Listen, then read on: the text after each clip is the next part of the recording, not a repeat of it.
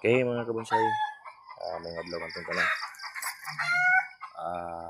Update sa ta sa atong campus konsina na dire. Sa di pa na-flex sa ta sa atong self kaya ron makita ta ni Mita algorithm og mao ni siya karon ang akong ipakita ninyo ang iyang forma sa iyang kuan mga paddings mo siya karon mga kabonsay og makita ninyo no nga kuan na kay dire daghan na kay siyang twigs dinhi. So may tabuan ni mga kabonsay is kini ang atong unahon pag forma kay naka-achieve naman ta sa gidakon siyang sanga.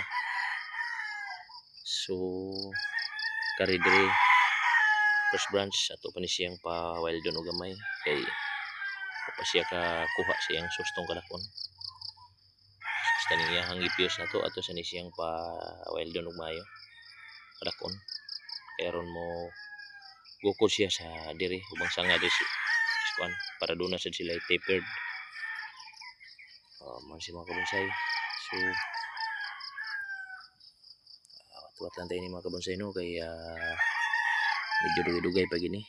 So natay gipios dire og magpios na ni sila. So ato na siyang putlon dire putlon to ni dinhi kay para mawala na niyang pios kuwaon ta ning sanga kay wani siya gamit dire.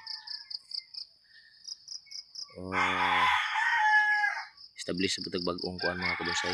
So magkanahon ako mga kabonsay nga kining sangaha mo itong padayonon kini ning gamay kini gamay kuan to rin dako.